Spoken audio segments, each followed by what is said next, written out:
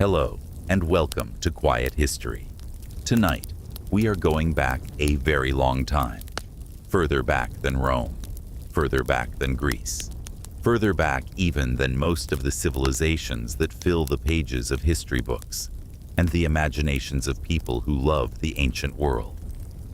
Tonight, we are going to the ancient land of Anatolia, to the mountains and high plateaus of what is now the country of Turkey, to a civilization that once stretched from the Aegean coast to the Tigris River, to an empire that wrote to the pharaohs of Egypt as equals, to a people who signed the world's first known peace treaty, to a king who stood on a battlefield in Syria and faced the most powerful ruler in the ancient world, and to a city that was once among the great capitals of the Bronze Age world.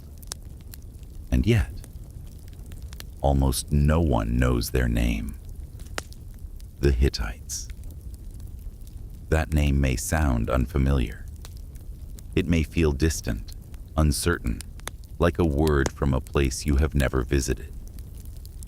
It may not carry the weight of Rome, or the glamour of Egypt, or the philosophical resonance of Greece, and that is part of what makes their story so remarkable.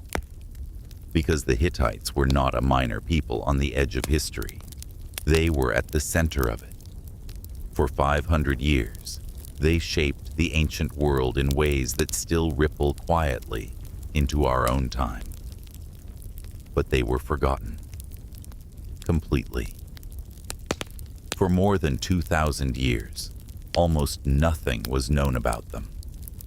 Their city was buried under the soil of the Anatolian plateau. Their records were lost. Their language was unreadable, and their names survived only in a handful of ancient texts, most of them written by other people, about a civilization that had come to seem almost mythological. Not until the late 19th and early 20th century did archaeologists begin to uncover what had been hidden for so long. And what they found beneath the soil of central Turkey was astonishing. An empire, a capital city carved into and around the rock of a high plateau. Tens of thousands of clay tablets in an unknown script. Treaties, laws, prayers, royal letters, diplomatic correspondence, religious texts, and stories. The remains of a world that had been completely swallowed by time, and then, after 3 millennia of silence, returned to us. Tonight, we are going to recover that world together. Slowly, gently, the way history always reveals itself when you allow yourself to look carefully enough. So settle in. Let the day grow quiet around you. Let the concerns of this moment begin to soften and recede, and allow yourself to drift into a past so ancient that even the ancient world had nearly forgotten it. The Hittites are waiting. Chapter 1. Before history remembered them, there is a particular kind of silence that falls over a civilization when it disappears. Not the silence of a quiet room, or a still night, or a moment between thoughts, but the deeper silence of erasure, the silence of a people whose language no one can read, whose cities no one can find, whose kings no one can name. For most of recorded human history, the Hittites lived in exactly that kind of silence, and yet, they had been powerful. They had been magnificent. They had built an empire that stretched across thousands of miles. They had negotiated with the most powerful rulers of their age as equals. They had commanded armies capable of meeting Egypt in open battle. They had left behind more written records than almost any other civilization of the Bronze Age. But none of that mattered once the darkness came. Before we walk into the world of the Hittites themselves, it is worth pausing here, at the threshold, to ask a simple question. How does a civilization disappear? Not just a city, or a dynasty, or a ruling family. An entire civilization. A language, a culture, a way of life so thoroughly lost that even the people who had lived near them, traded with them, fought wars against them, eventually forgot they had ever existed at all. It is, in some ways, the most human of mysteries. Because civilizations are made of people. People who woke in the morning and ate their meals, and worried about their children, and prayed to their gods, and told stories to each other in the dark. People who believed, as all living people believe, that their world would continue, that what they had built would endure, that the children growing up around them would one day pass on something recognizable to their own children. And yet, the world does not always continue. The Hittites occupied a vast plateau in the center of Anatolia, the great land bridge between Europe and Asia. This is modern Turkey, the high, windswept land of the interior, ringed by mountains, cut through by rivers, far from the warm coasts of the Mediterranean, but rich in something the ancient world needed desperately: metal, iron, copper, silver, bronze, the raw material of tools and weapons and trade, the foundation of Bronze Age civilization. The Hittites understood their land. They rose from it, shaped themselves around it, and built from it something that lasted for 500 years. The earliest traces of the Hittites in the historical record appear around the 18th century, before the Common Era. In that era, Anatolia was home to a complex web of city-states, many of them connected to the great trading networks that stretched from Mesopotamia to the Mediterranean coast. Merchants from Assyria had established trading colonies in Anatolia, and the clay tablets they left behind are among the first written documents to survive from this region of the world. In those early tablets, we begin to catch glimpses, references to local rulers, mentions of political struggles, hints of a society beginning to organize itself, beginning to consolidate power, preparing, though no one would have known it then, for something larger. The name that would come to define this emerging power in later centuries was Hatti. The people who would build the Hittite Empire were not originally called Hittites at all. That was a name applied by others, borrowed from an earlier culture that had occupied the same region, and eventually applied to the whole civilization that grew up in its wake. But whatever we call them, they were becoming something remarkable. Around 1700 before the Common Era, a king named Pithana, and then his son Anita, began the process of conquest and unification that would eventually give rise to the Hittite state. Anita was, by all accounts, a fierce and capable ruler. He defeated rival city-states. He destroyed settlements that resisted him, and he moved systematically across the plateau, absorbing what he could and eliminating what he could not.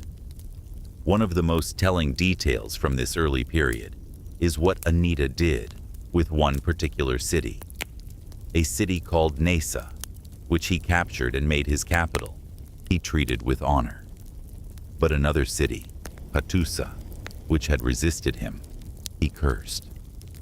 He declared that no one should rebuild it, that anyone who did would face divine punishment.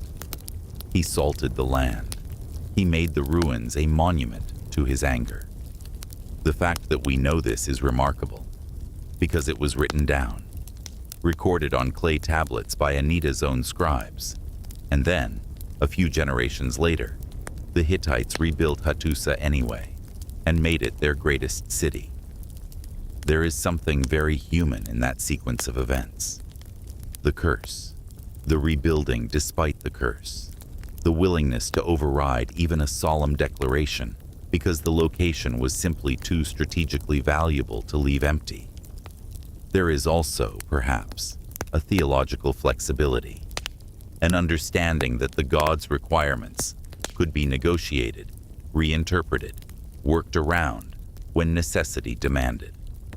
The Hittites, it turns out, had a remarkably pragmatic relationship with the divine, one that would show up repeatedly in their laws, their diplomacy, and their religious practice. But what is perhaps most important about these early records is simply the fact that they exist. The Hittites understood the power of writing from very early on. They were not simply warriors and conquerors. They were a people who believed that what was written down was what was real, that words carved into clay carried more weight than words spoken aloud, that agreements recorded in script outlasted the memories of the parties who had made them. In this, they were ahead of many of their contemporaries, and this faith in the written word would eventually give us our most direct window into their civilization. Because when Hattusa was excavated by archaeologists, beginning in the 1890s and continuing into the 20th century, what they found beneath the soil was not only stone walls and broken pottery.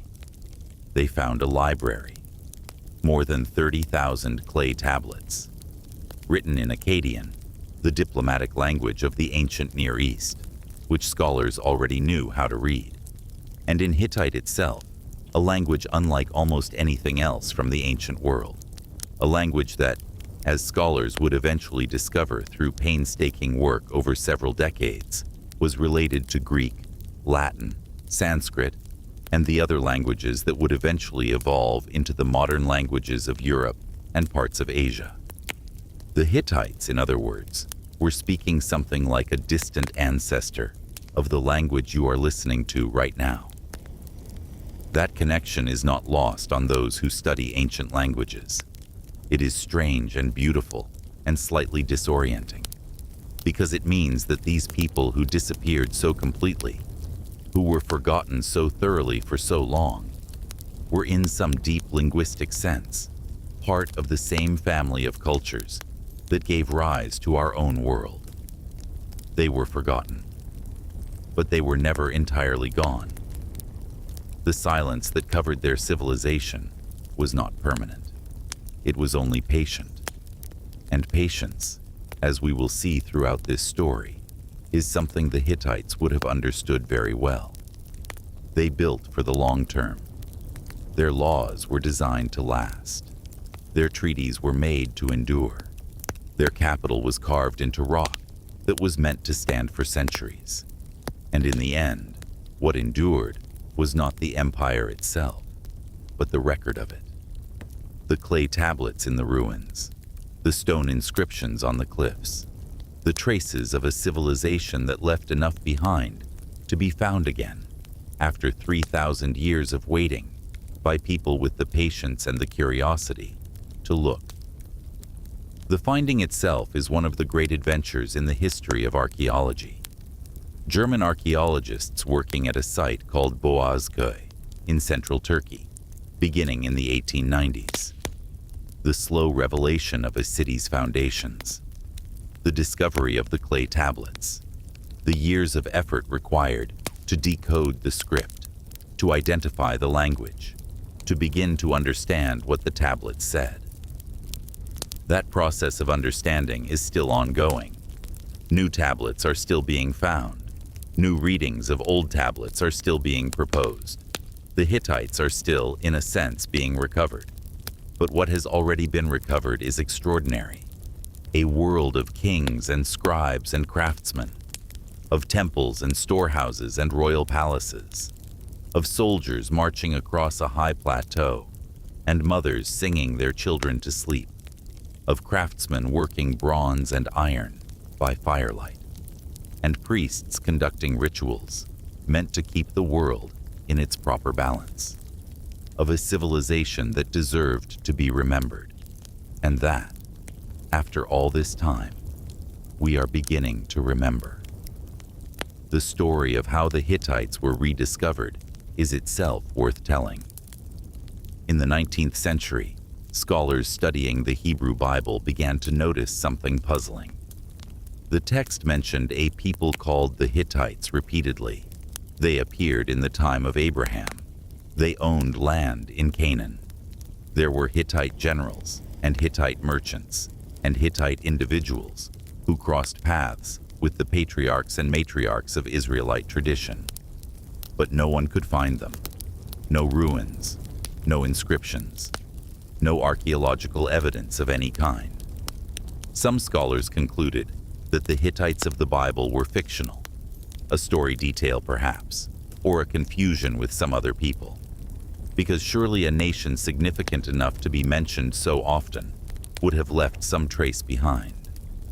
And then the traces began to emerge. In Egypt, in the temples of Karnak and the Ramesseum, there was a text that referred to a great battle against a people called the Hatti, the Battle of Kadesh. Egyptian reliefs showed chariots and soldiers and a confrontation on a river. The enemy was named the Hatti. And then in Anatolia, in the 1890s, archaeologists began to explore a vast site of ruins near a modern Turkish village called Boğazköy. The ruins were extensive. The walls were enormous. And beneath the soil, in the ruins of what had once been an archive, there were tablets, thousands of them, written in cuneiform, the wedge-shaped script used across the ancient Near East, but in a language that no one recognized. Not Akkadian, which scholars already knew. Not Sumerian. Something else entirely. For years, the tablets resisted interpretation. The script could be read because cuneiform signs were understood, but the language behind the signs was unknown. The breakthrough came in 1915. A Czech scholar named Bedřich Hrozný, working in Berlin during the First World War, with the tablets that had been brought to Europe from Boğazköy, made a discovery that would change the study of the ancient world. He noticed that certain words in the unknown language looked, when you squinted at them in a particular way, like words in European languages. The word for bread, the word for eat, patterns in the verb endings that resembled patterns in Greek, Latin, and Sanskrit. Hrozný published his findings in 1915 with a title that was, by academic standards, unusually dramatic. He announced that he had solved the mystery of the Hittite language. And he was right. The unknown language was an early form of what linguists now call Proto-Indo-European, the ancestor, or a close relative of the ancestor, of most of the languages spoken in Europe and parts of Asia today. This was not just a discovery about the Hittites. It was a discovery about the history of language itself. The implications took years to fully absorb. There is still scholarly debate about the details, but the fundamental finding has held. The people who built Hattusa spoke something that our own languages grew from. When you hear English, or German, or Greek, or Russian, or Hindi, you are hearing languages that trace back, through long chains of transformation, to something that the Hittites would have recognized as related to their own speech. That recognition, when it finally came, after more than 2,000 years of forgetting, was one of the great moments in the history of scholarship. Not because it made the Hittites more important than they already were, but because it made them closer, more present, more connected to the world that came after them, less utterly gone. Chapter 2. Hattusa, the city on the mountain.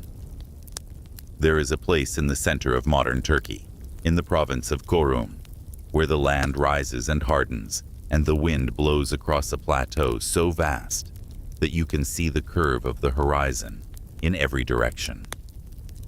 The nearest large city is several hours away by road. The landscape is dry and dramatic in the way of Anatolian highlands. Rocky outcroppings push through the thin soil like monuments placed by an ancient hand. The sky above is enormous, the kind of sky that makes the earth feel small beneath it.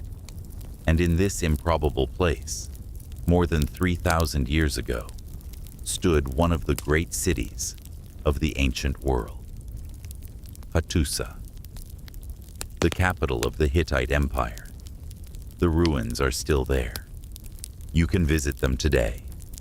You can walk along the remnants of the great walls that once enclosed an area of nearly 2 square kilometers.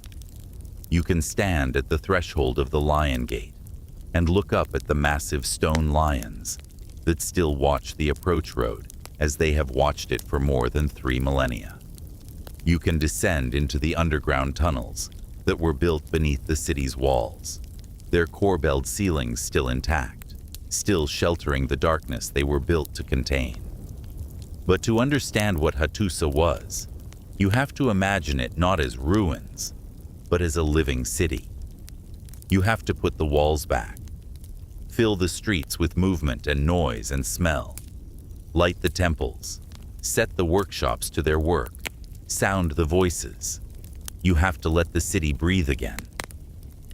Hattusa sat at an altitude of roughly 1,000 meters above sea level.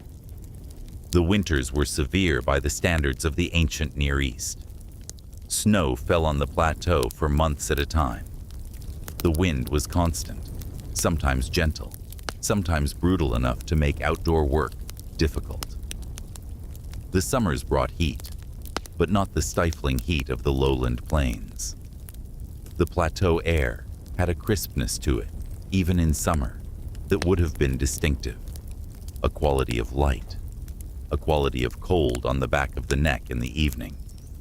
The land around the city was productive enough to support a significant population, but it required careful management.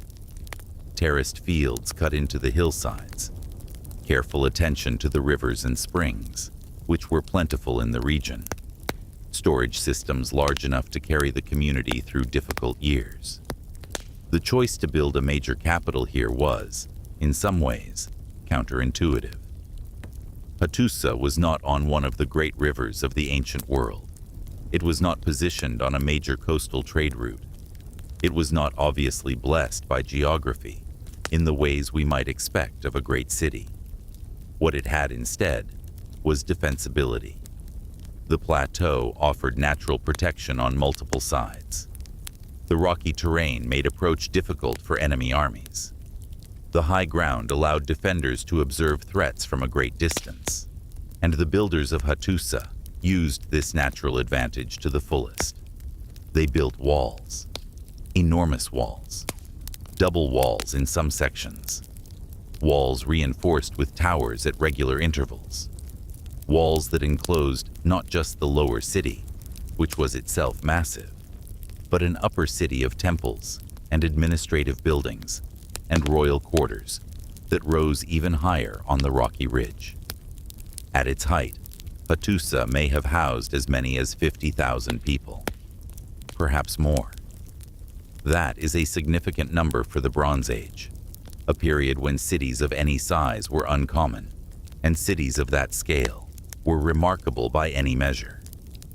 It placed Hattusa among the major urban centers of its time, comparable to the great cities of Mesopotamia, comparable in some respects to the Egyptian administrative centers on the Nile. The city was organized with considerable sophistication. The lower city was where most people lived and worked. Markets, workshops, storage facilities, private houses of varying size and quality. The streets were not the grand planned avenues of a later Roman city, but they were not random either. There was a logic to the layout, a sense that the city had been thought about, adjusted over time as the population grew and the needs of the community changed. The upper city was different in character. Here, the temples dominated. The Hittites had many gods, more perhaps than any other ancient people we know of. Ancient texts refer to the 1,000 gods of Hatti, and while that number may be approximate, it gives a sense of the scale of the Hittite divine world. gods from Anatolia itself, gods borrowed from Mesopotamia, gods acquired through conquest, incorporated from the traditions of the peoples the Hittites absorbed, local storm gods from dozens of different towns and regions, each considered real and requiring their own specific attention. Hattusa's upper city held at least 30 temples to accommodate this crowded divine world. Many of them were large, elaborately constructed buildings, organized around central courtyards. Attached storerooms held the grain, oil, silver, and other offerings associated with each specific cult. The temples of Hattusa were not simply places of worship in the way that modern people might understand that phrase. They were economic institutions. They employed large staffs of priests, musicians, weavers, bakers, craftspeople, and servants. They managed significant land holdings. They held grain, wine, oil, and precious metals on behalf of their divine patrons. They were woven into the fabric of daily life in ways that made them as much a part of the city's economy as its markets or its workshops. At the pinnacle of this urban world was the king. The Hittite king was not, quite, understood as a god. That was the Egyptian approach. The Hittite king was something more complicated. He was a servant of the gods, a man chosen and empowered by divine favor to maintain the proper order of things. But the responsibilities that came with that position were enormous. The king was responsible not just for war and politics, not just for feeding his army and managing his administrators. He was responsible for the religious health of the entire kingdom. If the crops failed, the king bore a portion of the blame, because part of his job was to ensure that the gods were properly honored and their demands properly met. If plague came, the king needed to understand why the gods were angry and what needed to be done to appease them. If the enemy broke through the walls, there was a question of what had been neglected in the divine realm that had allowed such a thing to happen. This is a different kind of power from the kind we usually associate with ancient rulers. It was a burden as much as a privilege, and the written records of the Hittite kings reflect that burden with unusual directness. There is a category of Hittite text known as the royal prayer. These are, in some cases, extraordinarily personal documents. A king addressing his gods directly, acknowledging failures, asking for understanding, explaining the circumstances that led to a particular outcome, asking for mercy. Not the triumphalist proclamations that dominate most royal inscriptions from the ancient world, but something more like genuine communication. A relationship, however unequal, between a man and the powers he served. In those prayers, the Hittite king becomes briefly human, a person with responsibilities too large for any individual to fully meet, a person who knows that he will fall short and who is trying, nonetheless, to do the best he can.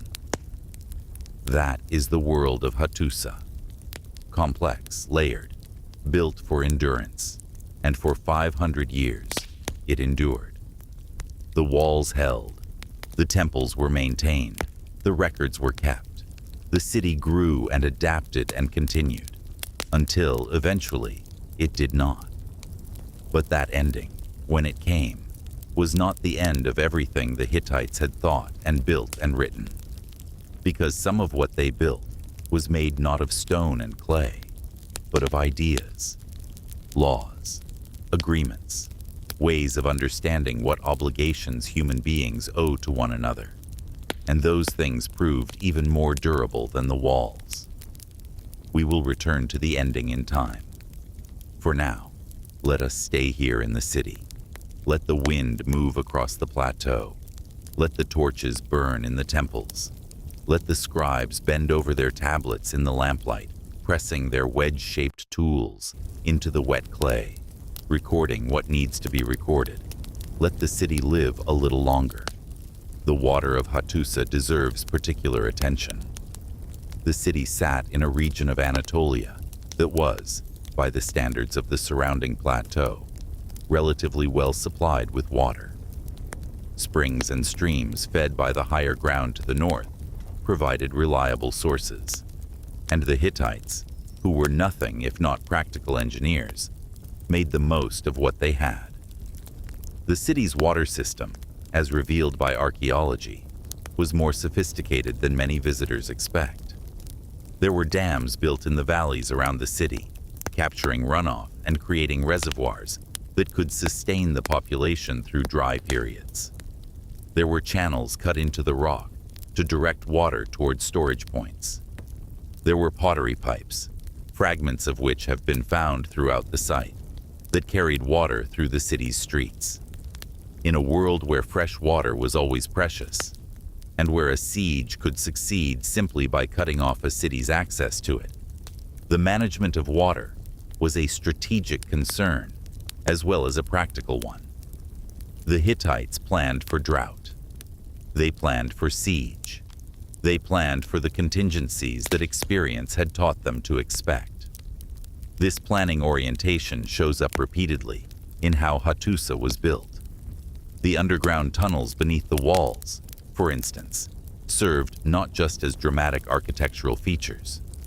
They were posterns, secret passages that allowed defenders to move troops outside the walls and attack besieging forces from unexpected directions. They were exit routes that could allow supplies to be brought in, or people to be evacuated if the situation became desperate. The granaries of Hattusa were enormous. The administrative records that have survived from the archive include detailed accounting of grain stocks. How much was received from which region? How much was distributed to which institutions?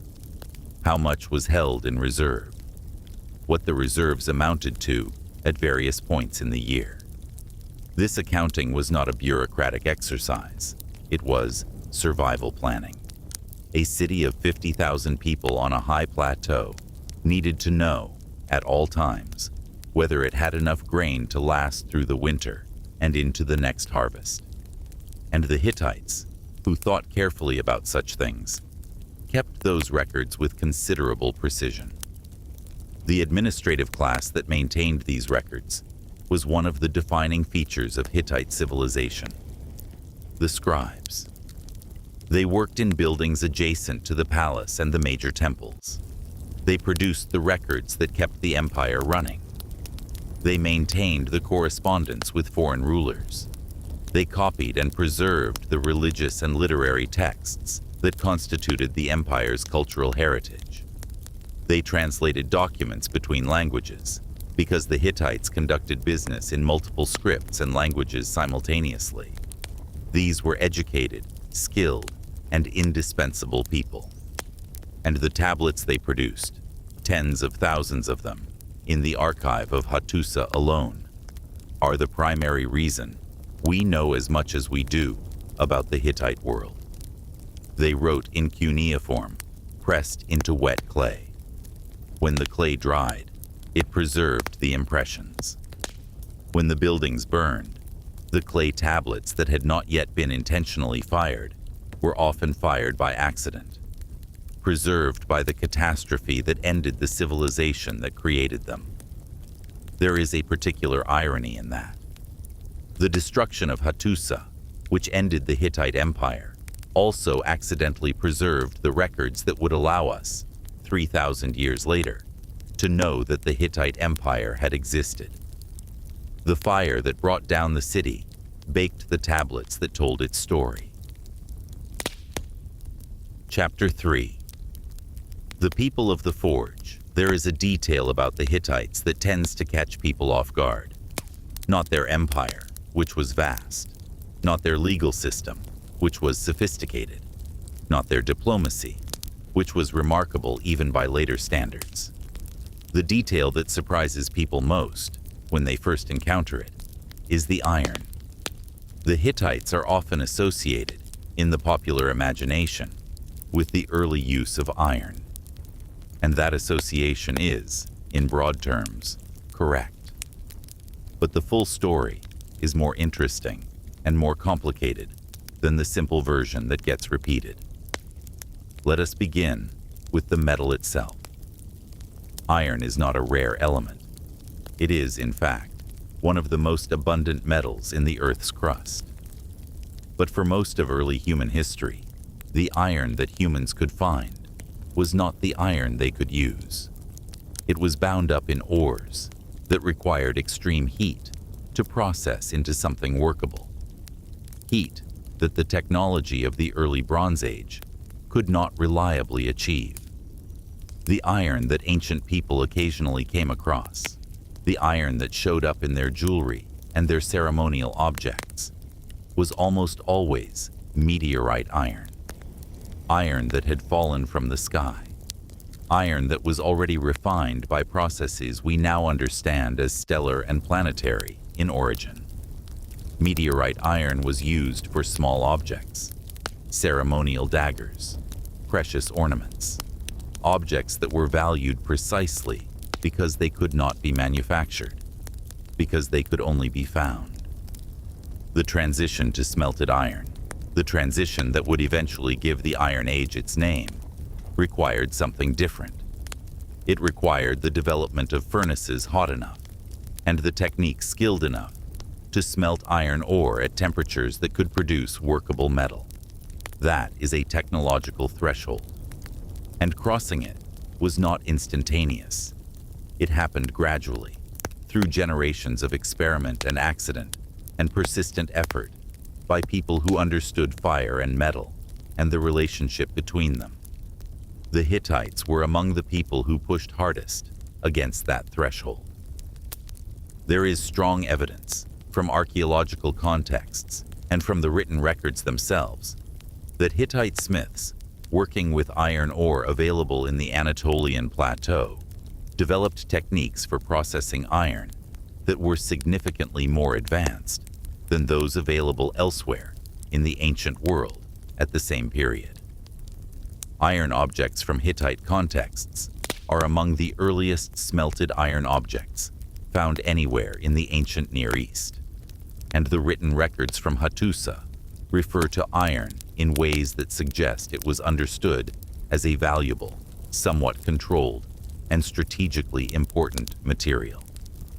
In one famous letter from the Hittite archives, a king writes to a foreign ruler who has requested iron.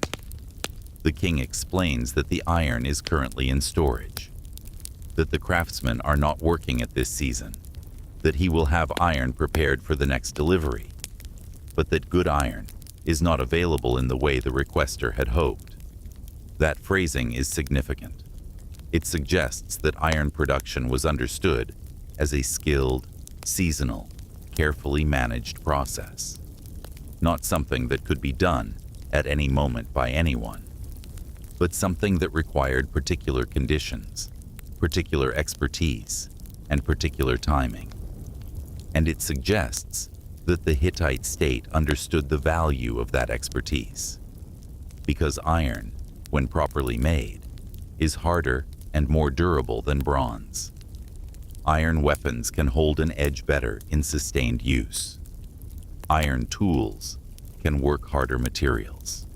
Iron, in other words, conferred a military and economic advantage that was difficult to overstate in a world where the quality of your tools and weapons could determine the outcome of battles and harvests alike. Whether the Hittites maintained anything like a monopoly on iron production is a matter of ongoing scholarly debate. The evidence is not quite strong enough to say, definitively, that they controlled iron in the way that some earlier accounts claimed. But they clearly had significant expertise. They clearly understood its value, and they clearly guarded and managed that expertise with care. The forges of Hattusa would have been places of intense sensory experience, bellows pumping air to raise the temperature of the charcoal fire, hammers striking hot metal in the rhythm that skilled smiths learned to feel rather than calculate. The hiss of water when hot iron was quenched to harden it. The smell of hot metal, of charcoal smoke, of the particular sharp-edged odor that fills the air around working iron. The glow of the forge at night, visible from a distance, in the way that workshops with open fires are always visible. A warm point of light in the darkness of the city. The Hittites also worked extensively in bronze, of course. The Bronze Age was their age, and bronze remained the primary metal for weapons, tools, and ritual objects throughout most of Hittite history. The empire's access to copper and tin, the two components of bronze, was a constant concern for Hittite administrators and strategists. Tin was especially problematic. It was rare in Anatolia and had to be imported over long distances through complex trading networks that connected the Hittite world to sources in Afghanistan, or perhaps in other distant regions where tin ore was available. Copper was more accessible. The mountains of Anatolia contained copper deposits, and Cyprus, the island visible on clear days from the Anatolian coast, was a major source of copper, so major that the island's very name carries the memory of it. The trade in these metals was one of the great engines of Bronze Age civilization. The sea routes of the eastern Mediterranean, the overland routes through Anatolia and into Mesopotamia, the complex networks of merchants and middlemen who connected the far corners of the ancient world, all of these were organized, in significant part, around the movement of metal. We know this from one of the most remarkable archaeological discoveries of the 20th century. In 1982, a sponge diver working off the coast of southwestern Turkey, near a headland called Uluburun, found the remains of a Bronze Age shipwreck on the seabed. The ship dated to around 1300 before the Common Era. It was, in other words, contemporary with the height of Hittite power, and what it contained was extraordinary. 10 tons of copper ingots, in the shape that Bronze Age merchants had standardized across the Mediterranean. Tin ingots, glass ingots, jars of Canaanite origin, Egyptian objects, objects from the Aegean, a Mycenaean Greek sword, a gold scarab bearing the name of an Egyptian queen. In a single ship, a snapshot of Bronze Age international trade, a physical record of the connections that linked Egypt and Anatolia and the Aegean and the Levant into a single, interdependent economic system. The Hittites sat at a crucial node in that system. Their position in Anatolia gave them access to resources that others needed. Their military strength allowed them to protect and expand that access, and their administrative sophistication allowed them to manage the resulting trade in ways that generated wealth and stability across a long period of time. Metal shaped the Hittite world in ways both literal and symbolic. The great bronze gates of Hattusa, the bronze figurines found in temples throughout the empire, the iron dagger placed in the tomb of a king as a mark of special status, the copper pots in an ordinary household kitchen, the silver ring used as currency in a market transaction, and behind all of these objects, the workers. The smith bending over a piece of iron in the glow of a forge, judging by color and feel when the metal has reached the right temperature, knowing by long experience and the wisdom passed from teacher to student over years of slow learning exactly how hard to strike, in which direction, at which angle. That knowledge was not fully written down. It lived in hands and eyes and muscles, in the particular calibration of feel that comes only from long practice, in the ability to read the color of hot metal and know, from that color alone, whether the moment to work it has arrived or passed. That knowledge was as precious as the metal it shaped. And the people who carried it, the craftsmen and smiths of the Hittite world, occupied a recognized and valued place in a civilization that understood, more clearly than many others, that an empire is built not just by kings and armies, but by the people who make the things that kings and armies need. Beyond iron and bronze, the Hittites worked in silver and gold with considerable skill. Silver was the primary medium of exchange in Hittite economic life. There were no coins in the modern sense. Currency, when it existed, took the form of weighed silver, standardized ingots or rings, or other objects of known weight and purity. The prices in the Hittite law codes are expressed in silver. So many shekels for an ox, so many for a horse, so many for a human life, in the situations where compensation was required. This was a world in which silver had a specific and measurable relationship to everything else, and the people who worked silver, who could assay its purity and vouch for its weight, occupied an important place in the economic system. Gold was rarer and more prestigious. It appears in the records primarily in connection with the palace and the temple. Ritual objects, royal jewelry, diplomatic gifts sent between courts. The great diplomatic correspondence of the Bronze Age, the exchanges between the Hittite kings and the Egyptian pharaohs, and the rulers of Babylon and Assyria and the other major powers, is full of references to gold. Gold was the language of royal relationship. You sent gold when you wanted to honor someone, when you wanted to demonstrate your wealth, when you wanted to signal that the relationship was serious and valued. In one letter from the archive, a Hittite king writes to the pharaoh with a directness that is almost startling. He tells the pharaoh that gold is plentiful in Egypt, that gold in Egypt is like dust on the roads, and he asks for a great deal of it. The pharaoh, in his response, is rather less forthcoming than the Hittite king would have liked. He sends gold, but less than was requested, and there is, in the subsequent letters, a certain tension around the question of exactly how much gold the relationship was worth. This is diplomacy at the level of great powers, not the high-minded language of abstract principle, but the practical negotiation of material interest, conducted with the particular combination of flattery and calculation that has characterized relations between states for as long as states have existed. The craftsmen who worked these precious materials in Hattusa and across the empire have left some of their work behind. In museums in Ankara and Istanbul and elsewhere, there are objects from the Hittite world that stop you. Small bronze figurines of gods and worshippers, carefully made, with the particular stillness that well-crafted small objects have. Silver vessels found in burial contexts, their surfaces decorated with patterns and sometimes with figures. Gold jewelry of surprising delicacy, demonstrating a mastery of goldsmithing techniques that challenges the assumption that ancient craftsmanship was crude.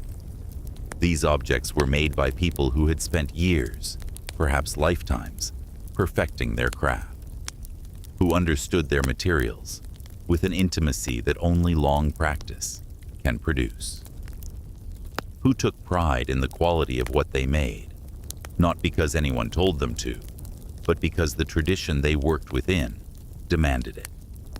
The craftsmanship of the Hittite world was not incidental to its power. It was part of the demonstration of that power.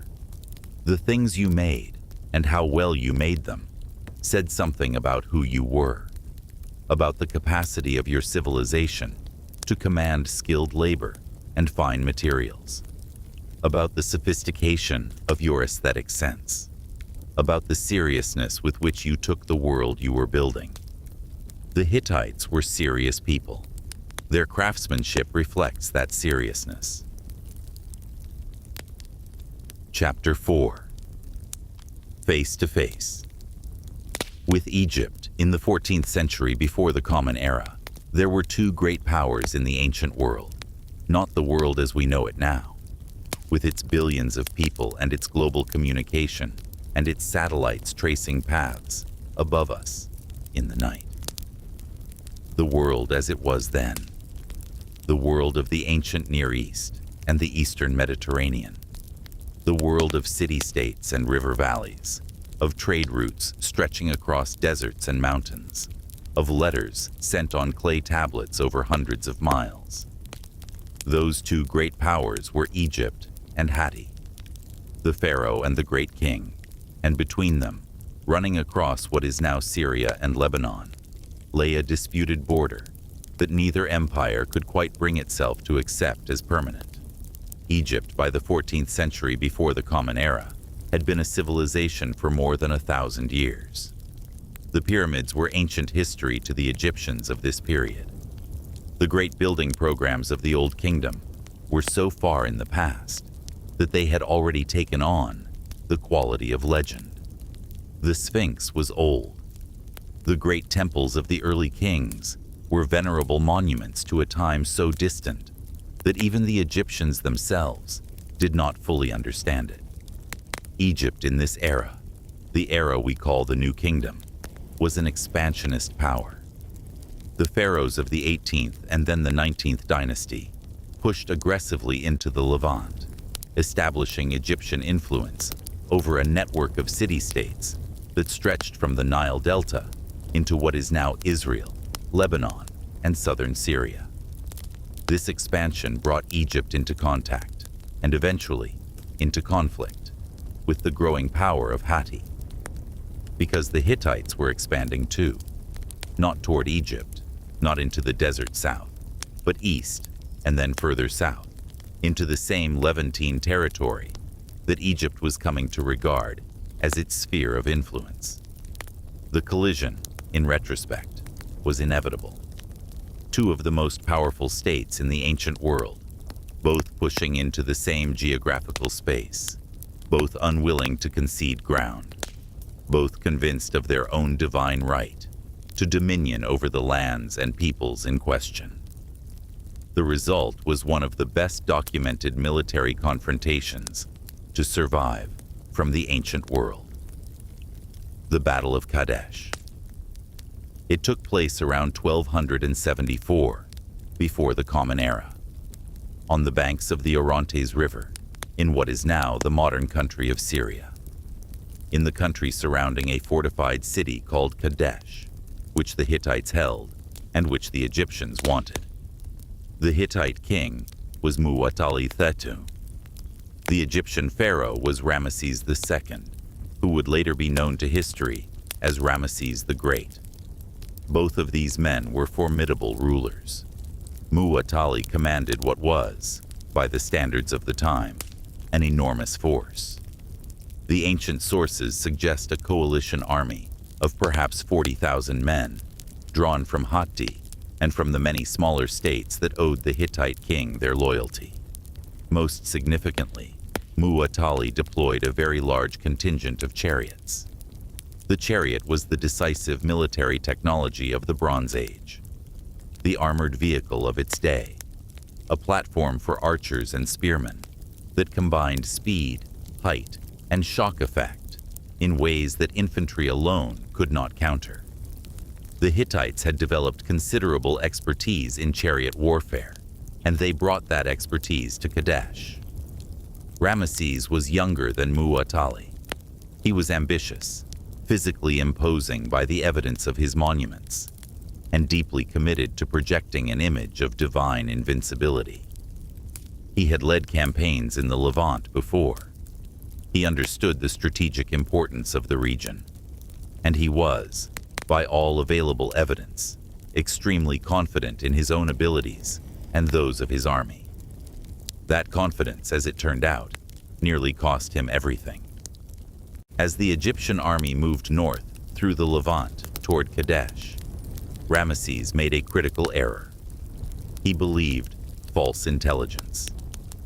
Two men who claimed to be deserters from the Hittite army Men who had in fact been sent deliberately by Muwatalli to mislead his opponent, told Ramesses that the Hittite forces were still far to the north, that there was no immediate threat, that the road to Kadesh was clear. Ramesses believed them. He moved his lead division forward without waiting for the rest of his army to close the gap behind him. The Hittites were not to the north. They were across the Orontes River, concealed behind the city. And when the moment was right, they struck. The Hittite chariot force swept across the Orontes and crashed into the isolated Egyptian division, which broke almost immediately. The Egyptian camp was overrun. Ramesses himself was suddenly, astonishingly, surrounded, separated from the bulk of his army, in a situation that had every appearance of catastrophe. What happened next is recorded in the most detailed military account to survive from the ancient world. And it is recorded, it must be said, by the Egyptians themselves, which means we must read it with an awareness of the narrative purpose it was meant to serve. According to the Egyptian account, Ramesses called upon the gods, and specifically upon the great god Amun, and was granted a kind of divine courage that allowed him to fight on when others would have fled. He charged into the Hittite forces repeatedly. He held his position, and eventually reinforcements arrived. The battle, in the Egyptian telling, was saved by Ramesses, essentially through his own valor and divine favor. The Hittite account, which also survives in the archives of Hattusa, tells a rather different story. In their version, the battle was a Hittite success. Ramesses was driven back. Egypt did not take Kadesh. And here is the historical truth that lies beneath both partisan accounts. Neither side won decisively. The battle ended without a clear victor. Kadesh remained in Hittite hands. Ramesses returned to Egypt. Muwatalli returned to Hattusa. The frontier between the two empires remained roughly where it had been before the battle began. But the confrontation had consequences that neither king could have fully anticipated. The first was the shock of mutual recognition. Egypt was not accustomed to being held to a standstill by any power. The pharaoh was divine, supported by the greatest gods of the universe. The failure to take Kadesh, whatever narrative was built around it afterward, was a fact that needed to be managed. The second consequence, more lasting and more important, was the recognition by both sides that neither could destroy the other. This recognition, profound and in some ways humbling for both parties, is what ultimately led to something that had no precedent in the history of the ancient world. The world's first known peace treaty. 16 years after the Battle of Kadesh, around 1258, before the Common Era, the successors of the two kings who had fought there concluded a formal agreement of peace. Ramesses II was still ruling Egypt. Hattusa III was now ruling Hatti. The treaty was written on tablets of silver. Copies were prepared in both Hittite and Egyptian. The terms were detailed and carefully balanced. Non-aggression between the two powers. Mutual assistance against internal rebellions. Extradition of refugees who fled from one kingdom to the other. The invocation of the gods of both countries as witnesses to the agreement and enforcers of its terms. The Egyptian version was carved into the walls of temples at Karnak and at the Ramesseum. The Hittite version survived on clay tablets in the ruins of Hattusa. A copy of this treaty, based on the Hittite cuneiform text, hangs today in the United Nations headquarters in New York. It is worth pausing on that fact. An agreement made between two Bronze Age rulers, in a world where writing itself was barely 1,000 years old, in a language that would not be deciphered for more than 3,000 years, has been placed in one of the central institutions of international diplomacy in our own time. Not as a curiosity or a decorative relic, but as a symbol, a recognition that the impulse to make agreements, to find ways of managing conflict through negotiation rather than endless war, is not a modern invention. It is something that human beings have understood and reached toward for as long as they have been organized enough to try. The Hittites and Egyptians reached toward it in the aftermath of a battle that neither had won, in the recognition that winning might not be possible. They chose something else. And what they chose, that careful agreement on silver tablets more than 3,000 years ago, is still, in a quiet way, present in the world. Before the Battle of Kadesh, and continuing long after the peace treaty that followed it, the Hittite kings and the Egyptian pharaohs maintained a correspondence that is one of the most extraordinary collections of documents to survive from the ancient world. These letters, found at Tel El Amarna in Egypt in the 1880s, cover the period before the Kadesh confrontation. They are written in Akkadian, the diplomatic language of the Bronze Age, Near East, and they are startlingly personal. Royal marriages were arranged through these letters. Hittite princesses were sent to Egypt as wives for the pharaoh, and the negotiations around these marriages reveal the calculations and the emotions of people who were, behind all the diplomatic formality, navigating genuinely human situations. In one famous exchange, the Hittite king Hattusa III writes to Ramesses II after the peace treaty has been concluded. He is corresponding not just about political matters, but about his own health and about the health of Ramesses. He asks after the pharaoh's well-being. He mentions a shared medical concern. He suggests that the court physician be sent. These are two of the most powerful rulers in the world at that moment, and they are writing to each other about a doctor's visit. There is something deeply human in that, something that cuts through the vast distance of time and the elaborate formalities of royal correspondence to reveal two men, however powerful, who were also simply people dealing with the ordinary concerns of aging and health. The Hittite diplomatic tradition was sophisticated in ways that went beyond simple negotiation. The Hittites understood that long-term relationships between states depended on more than military power or economic calculation. They depended on the cultivation of personal connection, on the exchange of gifts, on the expression of concern for the other party's well-being, on the maintenance of the small courtesies that make large political relationships function smoothly. In this, they anticipated insights about diplomacy that would be rediscovered many times in subsequent centuries. The Hittite approach to vassal relationships also shows this sophistication. The empire included many smaller states that owed allegiance to the great king. These relationships were formalized through a particular type of document that Hittite scholars call the suzerainty treaty. These treaties set out the obligations of the vassal, but they also set out the obligations of the Hittite king in return. He would protect the vassal from external attack. He would support the vassal's dynasty against internal rebellion. He would hear appeals and adjudicate disputes. This reciprocity was not accidental. It reflected a genuine understanding that durable political relationships required obligations on both sides. That power exercised without any acknowledgement of obligation to those over whom it was exercised was unstable power. The Hittites, it seems, had learned this lesson, and they embedded it in the formal documents that structured their empire. Whether they always lived up to these commitments is another matter.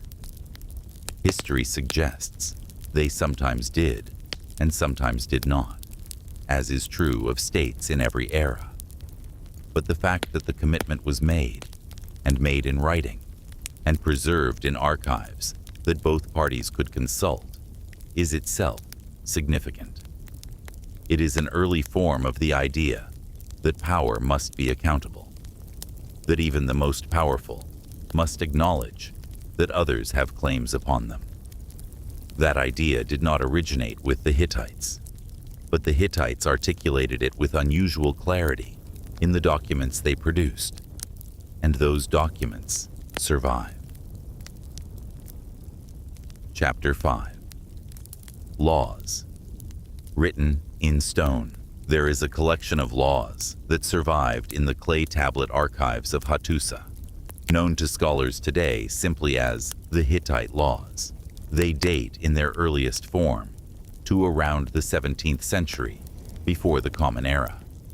They were revised and updated at various points over the following centuries, and they cover an extraordinary range of situations: murder and assault, theft and property damage, land disputes between neighbors, marriage and divorce, inheritance when a man dies with competing claims among his heirs, the rights and obligations of enslaved people, the responsibilities of craftsmen toward their clients, regulations for the treatment of animals, agricultural rules governing the use of common land, the penalties for offenses that range from the most serious to what strikes the modern reader as almost comically specific. What is immediately striking about these laws, if you sit with them carefully, is not how familiar they are, but where they depart from what we might expect. We tend, when we encounter ancient legal codes, to reach for comparison. We note that they share certain assumptions with modern legal thinking, that they recognize concepts of property and responsibility that we also recognize. And that observation is true as far as it goes.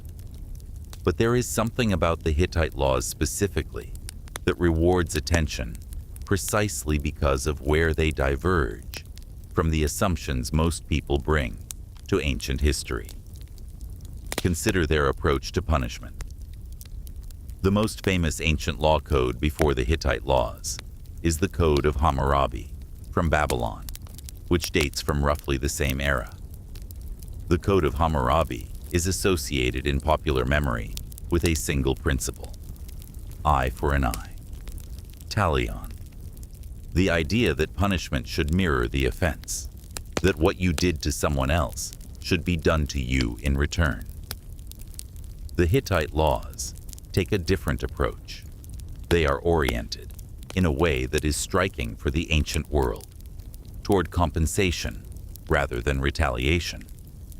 If a person kills another person, in many circumstances, the killer is required to pay compensation to the family of the victim, not executed, not mutilated, required to pay a specified amount, in silver, in goods, in labor. If a person injures another person, they must pay for the cost of treatment. They may be required to replace the person's labor while they recover. If a craftsman does poor work that damages a client's property, they must redo the work or pay the value of what was damaged. There is, running through the Hittite approach to law, a consistent assumption that what most conflicts really require is restoration. Getting things back to as close as possible to where they were before the harm occurred, making the injured party whole, returning the situation to equilibrium. This is not naive. The Hittite laws recognize capital punishment for certain offenses. They operate within a social hierarchy that reflects the inequalities of their time. A free person and an enslaved person are not treated identically. The social status of the parties affects the penalties applied, but the overall orientation, the preference for making things right over making the offender suffer, is genuinely distinctive. It represents a philosophy of law that is, in some ways, more sophisticated than the simple principle of equivalent retaliation. Where did this philosophy come from? That question is harder to answer with confidence. The Hittites were inheritors of a complex legal and cultural tradition that included Mesopotamian influences, local Anatolian practices, and the accumulated wisdom of a society that had been managing disputes and making agreements for a long time. Perhaps the compensation orientation arose from practical necessity. In a society that needed skilled craftsmen, productive farmers, and capable soldiers, executing people for offenses might not always have been the most efficient approach. Extracting compensation and returning the offender to productive participation in society might often have been more valuable to everyone involved. Or perhaps it arose from something more philosophical, a sense that the purpose of law is not punishment for its own sake, but the repair of the social fabric that crime tears. A sense that what matters, in the end, is not that the offender suffers, but that the harm is addressed. We cannot know with certainty, but we can observe the result. A legal system that, for its time and place, was unusually focused on outcomes rather than retribution. That tried, imperfectly and within the constraints of its hierarchical society, to make things right, rather than simply to make the offender pay in kind. Beyond the philosophy of punishment, the Hittite laws give us some of our most vivid glimpses into ordinary life in the empire. Because law codes, to be useful, must deal with the situations that actually arise. And the situations covered in the Hittite laws paint a picture of a society that was agricultural, economically active, and in many respects recognizable in the grain of its daily concerns. There are regulations about oxen and their owners, rules about what happens when someone's animal wanders into a neighbor's field and damages the crop, provisions for what must happen if a rented ox dies through the negligence of the person who rented it, regulations about the wages that craftsmen can charge for different types of work, rules about what a man's obligations are to his wife's relatives if she dies, provisions for what happens when a father dies and leaves a farm, and his sons disagree about how to divide it. These are not the grand matters of empire. They are the persistent, small-scale problems of daily life. The disputes that arise between neighbors who share a boundary, between business partners who disagree about what was agreed, between family members who have competing claims on the same inheritance.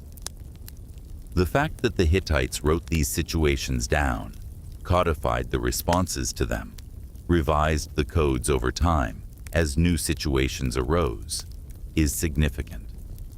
It tells us something about how they understood the relationship between the state and its people, not just as a relationship of power, not just as a relationship of obligation and service, but as a relationship in which the state had a responsibility to provide a reliable framework within which ordinary people could live and work and resolve their conflicts. An empire that cannot manage disputes between neighbors will not long manage disputes between kings. The Hittites seem to have understood this, and the laws they wrote, imperfect and hierarchical, and sometimes puzzling as they are a testament to that understanding. They are also, in a quiet way, an act of intimacy across time. When you read that a Hittite law requires that if a man accidentally blinds another man's eye in a fight, he must pay a specified amount of silver in compensation, you are reading something that connects you across 3,500 years to people who were worried about exactly that situation, who needed to know what the rule was before something like that happened, who needed the security of knowing that if something went wrong, there was a system in place to address it. That need, the need for a reliable framework within which to live and work and resolve conflict is one of the oldest and most persistent human needs there is.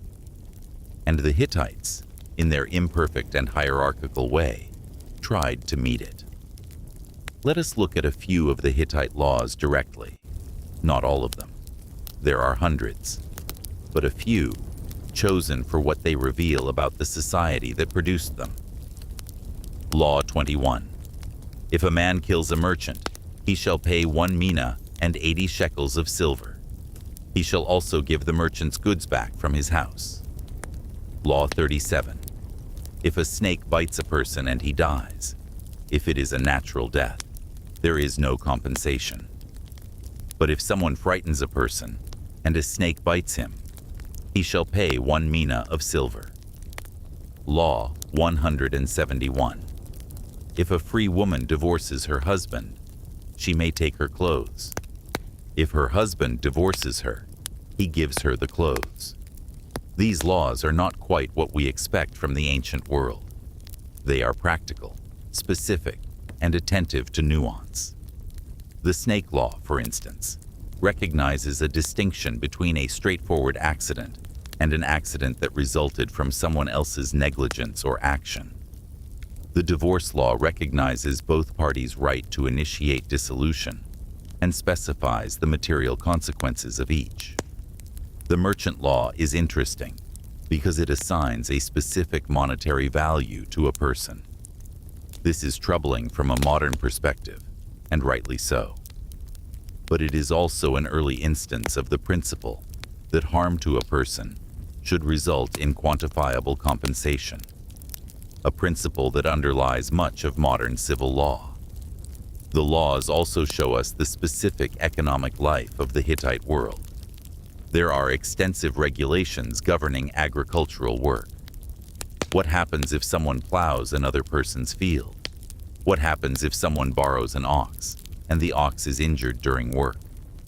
What is the going rate for hiring an ox, a horse, a craftsman, a laborer? These prices and regulations were not arbitrary. They reflected actual economic conditions, the relative value of different kinds of labor and different kinds of animals, the ways in which agricultural society organized itself around the seasonal demands of planting and harvest.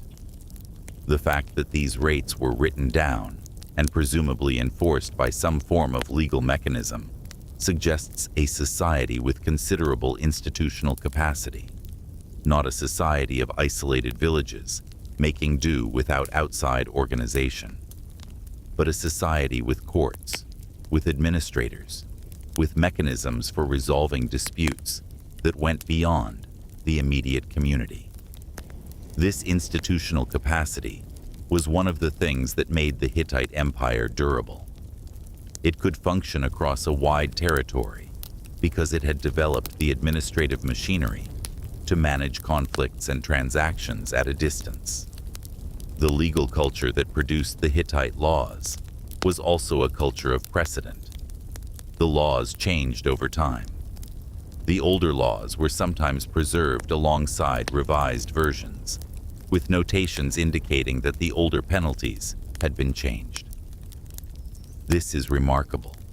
It shows a society that understood law as a living system, that recognized that what worked in one generation might need adjustment in the next, that believed the rules should be responsive to changing conditions rather than frozen in place forever. There is something genuinely admirable in that, in the willingness to look at the rules you have inherited and ask whether they are still right, whether they still serve the purposes they were intended to serve, whether they need to be changed. The Hittites asked those questions. They revised accordingly, and they kept records of both the old rules and the new ones, so that future generations could see not just what the law was, but how it had changed. That intellectual honesty about the contingency of rules is one of the most appealing things about the Hittite legal tradition. Chapter 6. The women children, and ordinary lives of the Hittites' empires are remembered through their kings, but they are lived in by everyone else. And the everyone else of the Hittite world, the farmers and merchants and craftspeople, the wives and husbands and children, the priests and servants and soldiers, who did not write letters to pharaohs or command armies, deserve their place in this story, because they were there, in Hattusa and in the hundreds of smaller settlements scattered across the Hittite heartland, in the farming villages of the plateau, in the trading posts along the rivers, in the mines where copper and silver were pulled from the earth, in the temples where daily rituals maintained the relationship between the human and divine worlds. They woke in the morning and went about their days and worried about the things that ordinary people have always worried about: their children, their harvests, their animals, their health, their standing in the community, the fairness of the world as they encountered it. What do we know about them? Less, inevitably, than we know about the kings and the battles. That is almost always the case in ancient history. The elite leave more records behind. The powerful are more likely to have their decisions and their words preserved. But the written records of the Hittite Empire are unusually rich, even for ordinary life. The legal texts give us glimpses of domestic situations and social relationships. The administrative records show something of how labor was organized and rewarded. The religious texts, and there are many of them, tell us about the fears and hopes and obligations that structured everyday existence. And archaeology, the physical remains of houses and pottery and food and tools and personal objects, fills in some of what the written record does not address. Let us begin with the household.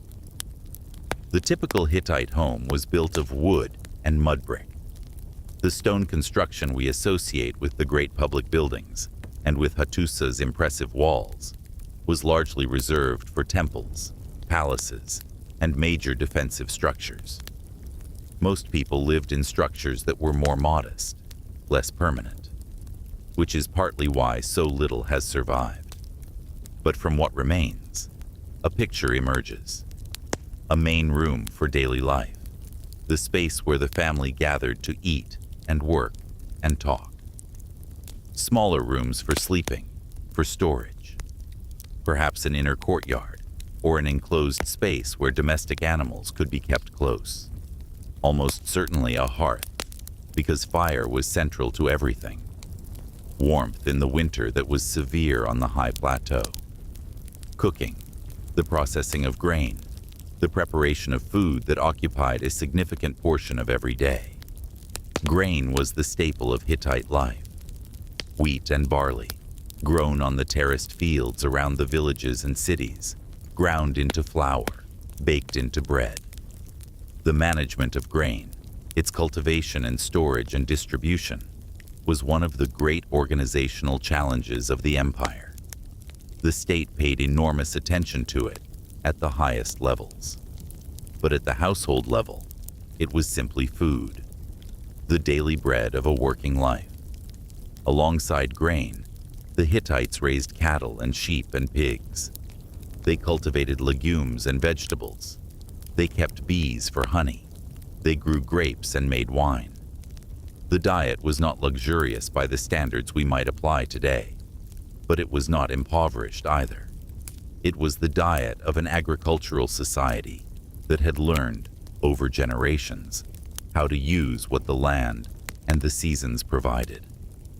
Women in Hittite society occupied a position that was, for their time, relatively complex. In the legal texts, women have rights. They can own property in their own names. They can be parties to contracts and legal agreements. They can testify in disputes. They can inherit. They have recognized legal standing that their counterparts in some other ancient societies did not always possess.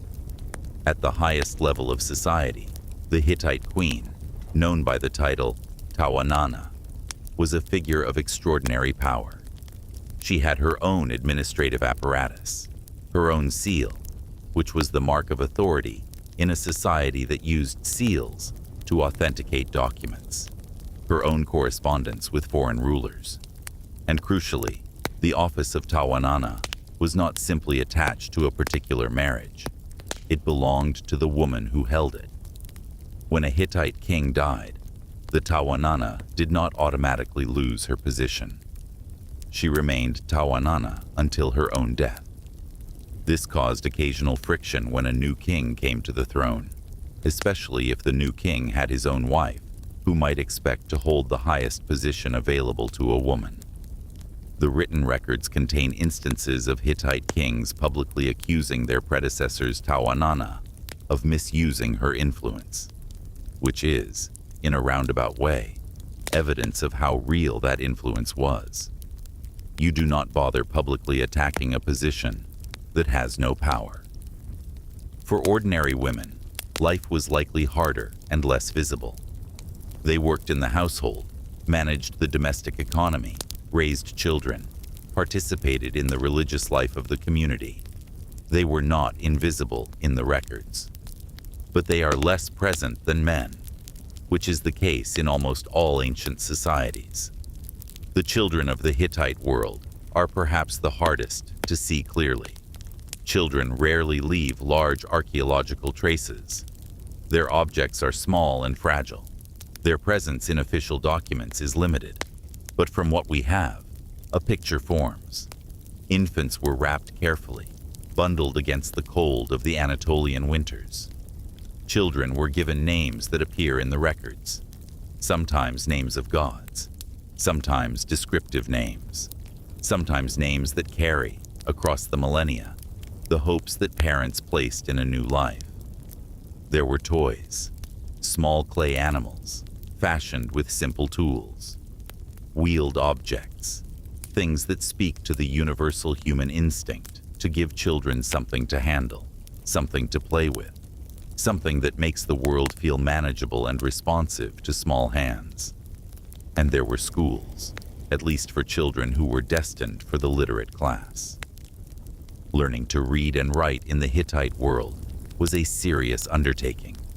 The cuneiform script, borrowed and adapted from Mesopotamia, was complex enough that mastering it required years of dedicated practice. The clay tablets from Hattusa include schoolboy exercises, texts copied again and again by students learning the shapes of the signs, vocabulary lists organized by category, because learning vocabulary systematically was as much a part of education then as it is now, and corrections. Marks pressed into the clay, presumably by a teacher, indicating where a student had gone wrong. In those correction marks, pressed into wet clay more than 3,000 years ago, by a teacher guiding a student towards something, there is something that crosses the distance of time with unusual directness. The ordinary work of teaching, the ordinary work of learning, the ordinary passage of knowledge and skill from one human being to another. And then there were the festivals. The Hittite religious calendar was full of them. Major festivals punctuated the year in ways that would have shaped the experience of time for ordinary people far more than the reigns of kings or the outcomes of distant battles.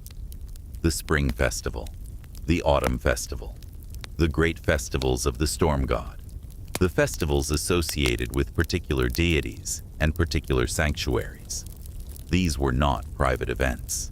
They were public, communal, participated in by the population of the cities and the surrounding countryside. There were processions through the streets. There were rituals performed in the open air. There was food and drink distributed to participants. There was music. For the Hittites, the proper performance of religious festivals was not optional. It was understood as a collective obligation, binding on everyone from the king to the humblest farmhand. The gods required attention. The gods required feeding and honoring. And if the proper rituals were not performed, if the festivals were neglected or abbreviated or carelessly conducted, the consequences would fall on the whole community. Not just on the individuals who had been negligent, on the crops, on the health of the livestock, on the weather, on the outcome of wars. This created a sense of shared responsibility that cut across the hierarchies of Hittite society. Whatever separated them by wealth and status and power, the Hittite king and the Hittite farmhand were bound together by the same fundamental obligation: to tend the relationship between the human world and the divine world, to keep that relationship in good repair, to do their part in the ongoing work of maintaining the conditions under which life could continue. That sense of shared cosmic responsibility, expressed in the specific idiom of Bronze Age religious practice, is something we might recognize, even if the form is utterly unfamiliar. The feeling that the world requires tending, that human beings have obligations that extend beyond themselves and their immediate families, that neglect has consequences, that what we do or fail to do matters to something larger than ourselves. The Hittites knew this. They built their laws and their temples and their festivals around this knowledge. And the ordinary people of the Hittite world, the women grinding grain in the early morning, and the children chasing each other through the narrow streets, and the scribes carefully pressing cuneiform signs into wet clay, lived within its framework every day. They were there. They mattered. They deserved to be remembered alongside the kings and the treaties and the battles. The great festivals of the Hittite world were occasions when the invisible structure of divine obligation became briefly, magnificently visible. The Puruli festival was among the most important. Held in the spring, it was associated with the storm god and with a myth about his defeat of a great serpent called Iluyanka. The myth itself is one of the oldest narrative texts to survive from the Hittite archives. A story of a god humiliated, deprived of his heart and eyes by the serpent, who recovers them through cunning and revenge, and ultimately restores the proper order of the world. The festival was, in part, a ritual retelling and reenactment of this cosmic victory.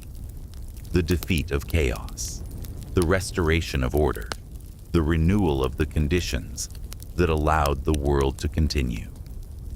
There is something universal in that story structure.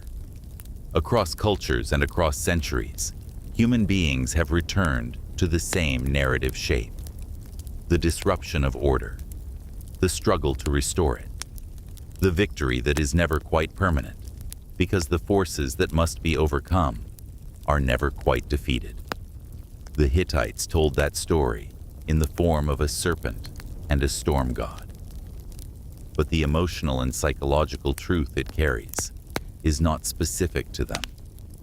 It is specific to the human condition.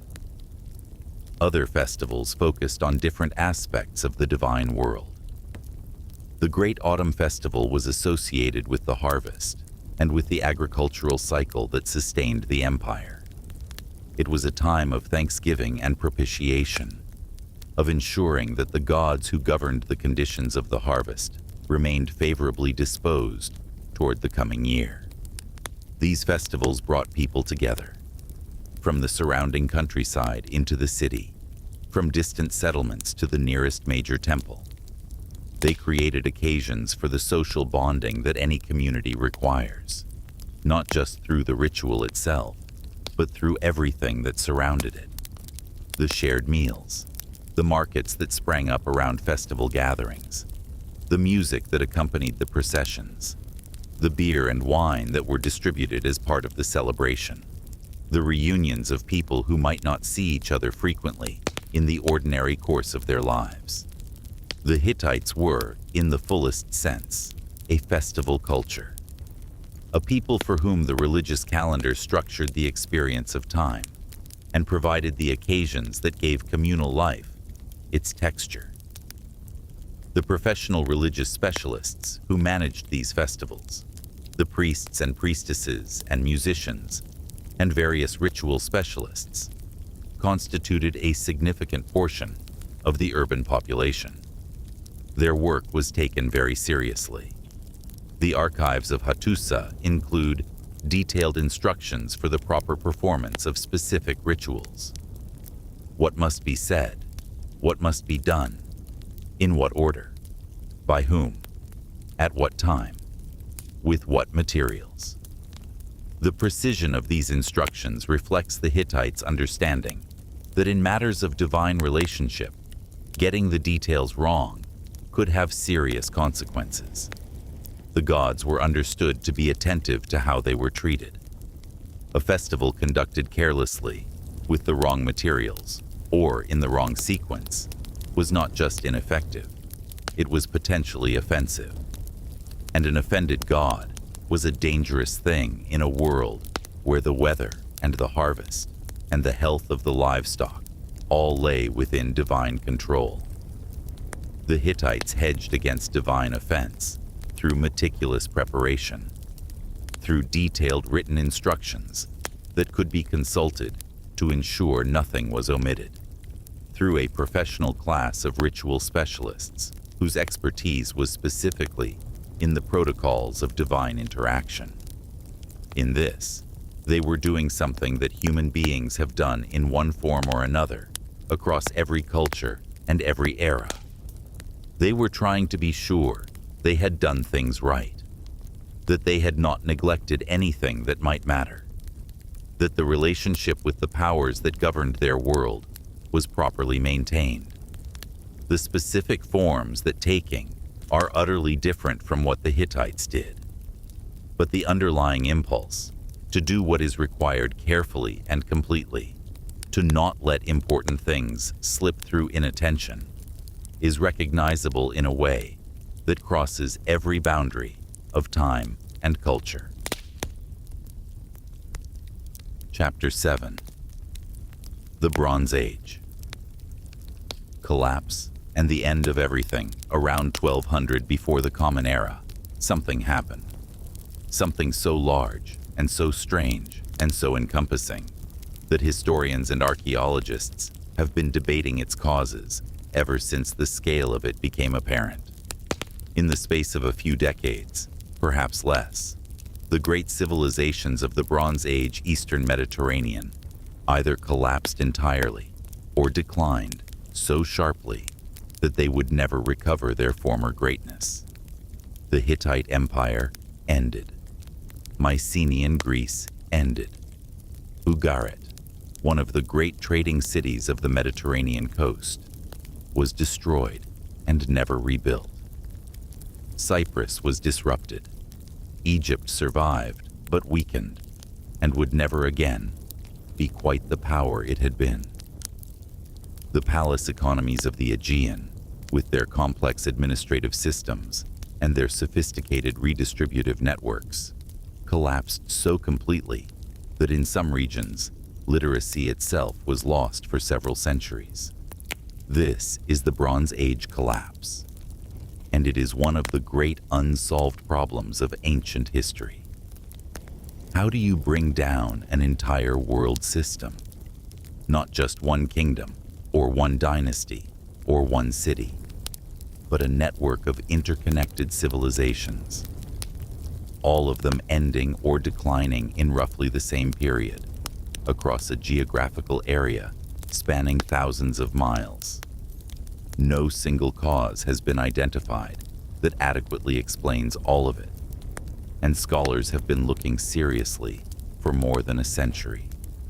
What we have, instead, is a collection of contributing factors, each significant in its own right, each capable of causing serious disruption on its own, but together, interacting in ways that amplified each other's effects, potentially capable of something much larger. The first factor is climate. There is now substantial paleoclimatic evidence, drawn from tree rings and pollen records and sediment cores and other scientific sources that the Eastern Mediterranean experienced a significant and prolonged drought beginning around 1200 before the Common Era, lasting perhaps 2 or 3 decades, perhaps longer in some regions. The Bronze Age economies were agricultural economies. They depended on reliable harvests, and those harvests depended on reliable rainfall at the right times of year. A prolonged drought in a system already under stress could have set off cascading failures. Crop shortfalls leading to food shortages leading to political instability as people moved in search of food and as governments lost the ability to provide for their populations. Political instability leading to the breakdown of the trade networks on which the entire Bronze Age system depended. The breakdown of trade networks leading to further economic decline, because each part of the system depended on what it received from the others.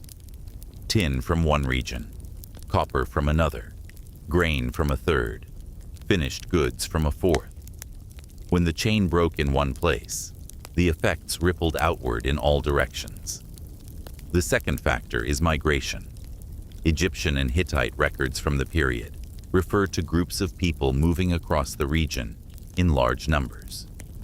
The Egyptians called them the Sea Peoples, a term that covers what were probably multiple distinct groups of migrants, all on the move at roughly the same time. Who they were is still a matter of active scholarly debate. They were not a single coherent people with a shared identity. They were likely a diverse collection of groups from various parts of the Aegean and the Mediterranean, displaced by some combination of the same climatic pressures and internal conflicts that were affecting everyone and adding to those pressures as they moved. They attacked Egypt, were repelled by Ramesses III in battles recorded in detail on the walls of his temple at Medinet Habu, and some eventually settled in what is now coastal Israel and Lebanon. They sacked and burned cities along the Syrian coast.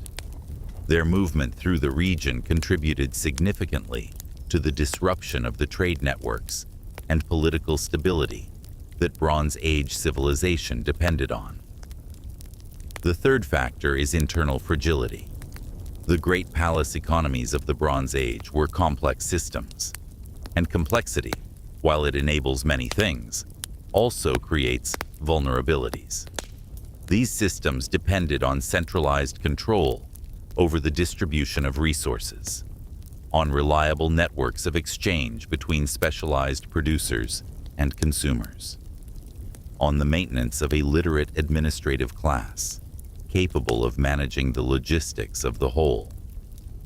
When those systems came under sufficient stress, they did not always prove resilient. The administrators scattered. The records stopped being kept. The knowledge that had been held in those records was lost, and with the loss of the records went the organizational capacity that the system required to function. In the case of the Hittites specifically, there is evidence in the archives of Hattusa itself that the final decades of the empire were years of increasing difficulty. Letters from the last period of Hittite rule include requests for grain from allied rulers, appeals for military assistance that suggest the empire's capacity to defend its own borders was becoming strained, references to internal political difficulties, signs that the system was under pressure from multiple directions simultaneously. One of the most poignant documents in the entire Hittite archive is a letter from the ruler of Ugarit to the Hittite king, written in what appear to be the final days of the Hittite Empire. The letter reports that the enemy ships have come, that the cities are being burned, that the situation is desperate. The letter was never sent. It was found in the ruins of Ugarit's archive, unfired, still wet when disaster struck. A message that no one was able to deliver, because there was no longer anyone left to receive it. Hattusa itself was destroyed around 1180 before the Common Era. The palace was burned. The temples were burned. The great storehouses were burned. The administrative buildings, with their thousands of clay tablets, were abandoned. Who did this, exactly, is unknown. The archaeological evidence shows destruction by fire. But fire can be set by many hands. Internal revolt is possible. External attack is possible. Some combination is perhaps most likely. What is certain is the result. The great capital of the Hittite Empire ceased to exist as a functioning city. Its population scattered into the surrounding countryside and into what would become the Hittite successor states of southern Turkey and northern Syria. Its administration dissolved. Its king, whoever was ruling in those final days, disappears from the record. The tablets lay in the ruins, and they would remain there, buried and silent, for 3,000 years. Some Hittite cultural traditions persisted in the successor states. Hittite hieroglyphic inscriptions continued to be produced for several more centuries. A recognizable Hittite artistic tradition survived in the carvings and reliefs of these smaller kingdoms. And eventually, the Assyrian Empire absorbed these successor states too, and the last traces of the Hittite world were absorbed into the world that replaced it. It is worth sitting with the scale of what was lost, not the empire itself, because empires end, and that is perhaps not the worst of losses, but the knowledge, the accumulated expertise of generations of Hittite scribes, administrators, priests, and craftsmen. The traditions and practices and ways of doing things that had been refined over 5 centuries. The literary and religious and legal culture that had made Hattusa one of the great intellectual centers of its time. All of it fragmenting, diminishing, eventually disappearing. The Iron Age that followed was, in many ways, a smaller world, at least initially. The grand international system of the Bronze Age, with its palace-to-palace correspondence and its intricate long-distance trade in tin and copper and grain, did not reconstitute itself in quite the same form. Something had broken. Something that had taken centuries to build had been dismantled in a few decades. The people who lived through it, the farmers who watched the palace burn and did not understand why, the scribes who no longer had an administration to serve, the merchants whose trade networks had dissolved, must have experienced something for which there is no adequate modern comparison. Their world had ended, not in the way we use that phrase casually, but literally. The specific world they had grown up in, with its specific structures and expectations and certainties, was over. And what came after was different enough that the memory of what had been before was, eventually, lost. The Hittites became a name in a few ancient texts, a reference in the Hebrew Bible to a people who had once lived in the land of Canaan, a puzzle, a mystery, something that seemed, to later readers, almost mythological, until the tablets in the ruins were found, and the silence, after 3,000 years, finally ended. The letters from the last decades of Hattusa tell a story of a world coming apart. The king of Ugarit writes to the Hittite king, "Enemy ships have appeared at sea. They have been burning my cities, and they have done great damage. All my troops and my chariots are in Hatti country." The king of Al-Ashia, probably Cyprus, writes, "I have noted the things about the enemies. The enemy attacked me, and 7 of my cities were burned."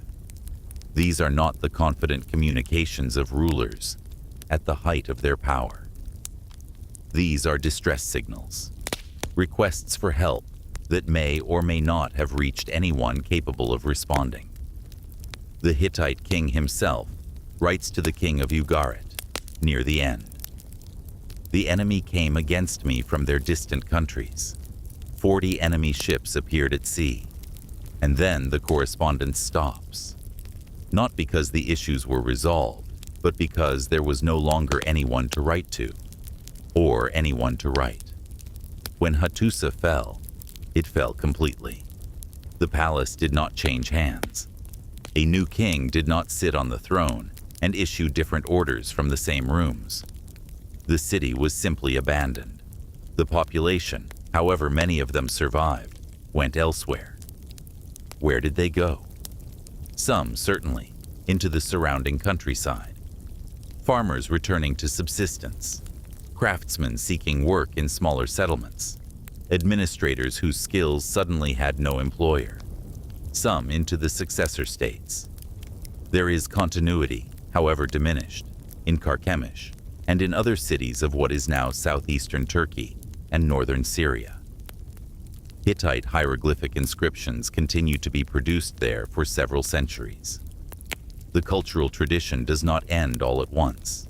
It fades, gradually, and some, perhaps, into the broader movement of peoples that was reshaping the entire eastern Mediterranean.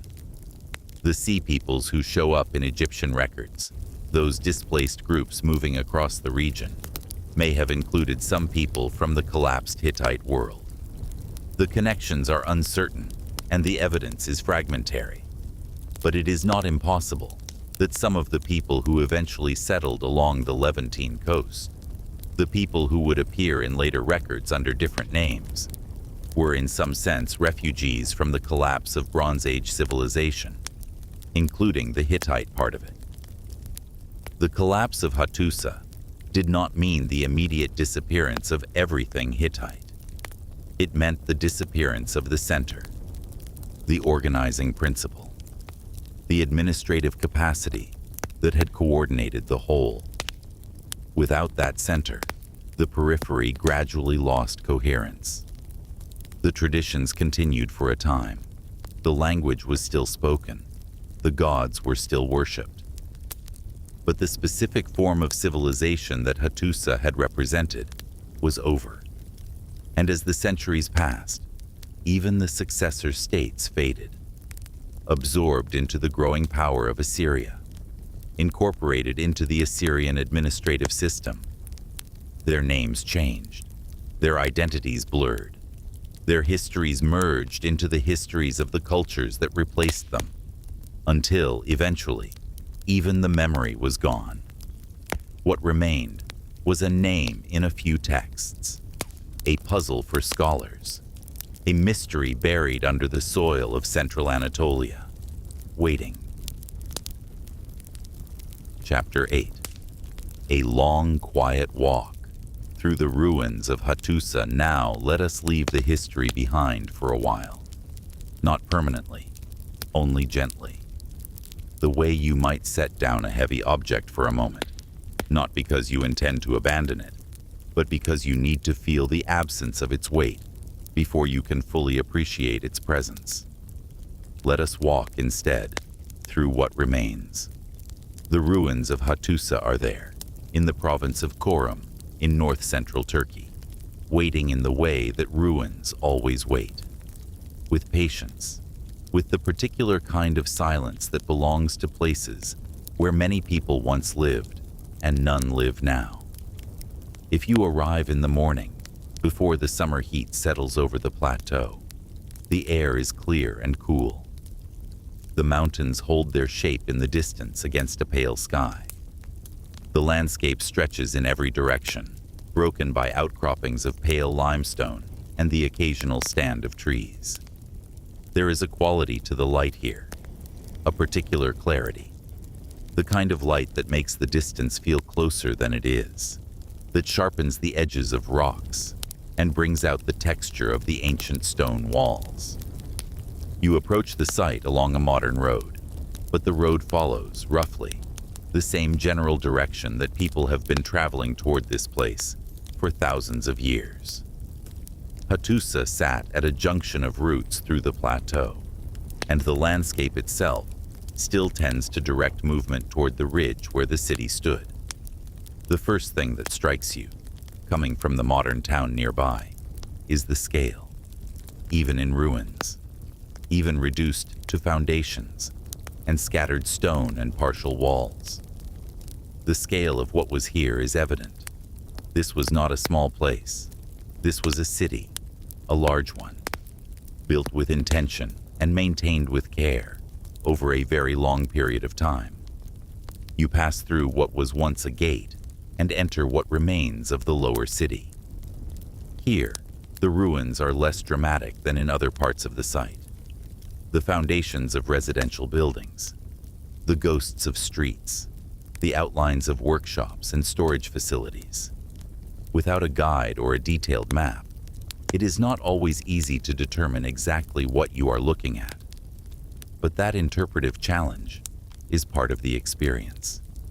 Because a city, when it is living, does not need to be interpreted. It presents itself directly. The purpose of each space is legible from context, from activity, from the people who inhabit it. When the city is gone, only the spaces remain, empty of their context, requiring imagination to restore. Stand in the middle of what was once a residential area of the lower city and try to hear it. Voices speaking in a language that is the distant ancestor of the language you are hearing now. The rhythmic sound of grain being ground. The smell of bread baking somewhere nearby. A child calling out with the particular urgency of children who want to be found. The sound of a cart on an unpaved street. A dog barking at something in the distance. The particular quality of wind that moves across a high plateau. Present and constant and slightly cool, even in summer. All of that sound is gone. The spaces it inhabited are silent. But sometimes, in places like this, the silence carries a kind of memory, not of specific events or specific people, but of the fact that there was life here. Sustained, organized, purposeful human life. For 500 years. You walk further, climbing now, because Hattusa rises as you move toward the upper city. The gradient is steady. You are ascending the rocky ridge on which the most important structures of the city stood. And as you climb, something changes in how you understand what the Hittites accomplished. Because building on this terrain was not easy. The rock had to be worked. The foundations had to be cut and leveled. The massive stones of the walls had to be quarried from somewhere, shaped to fit, transported across difficult ground, and placed with enough precision to create structures that would remain standing for more than 3,000 years. All of this without mechanical assistance of any kind, without cranes or power tools, or modern surveying equipment, without the engineering knowledge that we have accumulated over the centuries since. It was done with hands, with accumulated knowledge passed from master to apprentice, with the particular kind of problem solving that emerges when people have to work with what they have, in the conditions they face, without the option of waiting for better technology. The Lion Gate comes into view. This is the most photographed feature of Hattusa, and it is easy to understand why. Two massive stone lions, still in their positions, flanking what was once the main gateway into this part of the city, face the approach with expressions that resist easy categorization. Are they threatening, protective, welcoming? Perhaps all three simultaneously. Perhaps the categories themselves are modern impositions on something that was understood differently by the people who placed them here. The lions may have been divine guardians, protective figures meant to ward off malevolent forces from the city they flanked. They may have been symbols of royal power, visible reminders to everyone who approached of the strength of the authority within. They may have carried meanings that we no longer have access to, meanings that were obvious to the people who walked past them every day, and that require explanation for no one. Stand here for a moment. Look at the lions. They have been looking outward from this gate for more than 3,000 years. They watched the people of Hattusa come and go through the gate they guard. They watched armies march out on campaign and return, sometimes in triumph, and sometimes diminished and chastened. They watched the merchants arriving with goods from distant places. They watched the festivals and the royal processions, and the ordinary days of ordinary people. They watched the city's long success, and they watched its end. They watched it burn, and then they continued watching. Through the centuries of silence, through the long burial, through the gradual erosion of everything organic, everything that had been built of wood, everything that had lived, until the archaeologists came, and the scholars, and eventually the travelers. And now they are watching you. There is something in that continuity that is both comforting and disorienting, because the lions have no memory, of course.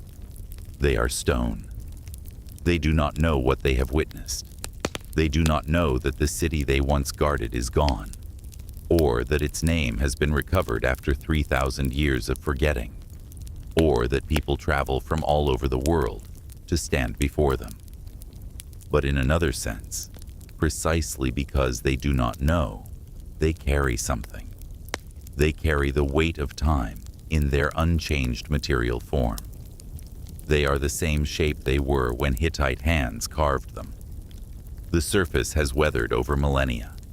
The finest details have softened, but the fundamental form is the same. This is what stone can do that other materials cannot. It can carry time intact. Further along the ridge, past what were once the great temples of the upper city, you come eventually to a place called Yazilikaya. The name simply means inscribed rock in modern Turkish, and the name is exactly accurate. Yazilikaya is a natural rock sanctuary, a short walk from the main city walls. Two chambers formed by the geology of the site, where the Hittites carved their divine world into the living rock. In the larger chamber, a great procession of divine figures, more than 60 of them, advances from two directions toward a central meeting point. The gods are recognizable by their symbols. The storm god with his mace, the sun goddess, the great deities of the Hittite pantheon, arranged in a hierarchy that reflects the ordering of the divine world. They are carved in profile, advancing, which gives them an uncanny quality of motion, as if the procession might, at any moment, continue, as if the meeting they are approaching has not yet taken place. In the smaller chamber, the figures are fewer and more specific. Here is a relief of a Hittite king, Tudaliya IV, embraced by his divine protector. Here are figures of the underworld gods. Here is one of the most remarkable objects in the entire Hittite world, a great sword planted in the earth, its blade formed from the stacked bodies of divine figures, its handle from a divine head, and crossed lion bodies. The small chamber may have been connected to royal mortuary practice. It has the feeling of somewhere set apart, somewhere intended for specific purposes that required separation from the ordinary. Stand in Yazilikaya as the afternoon light moves across the carved rock. The figures do not move with the light, but the light moves them.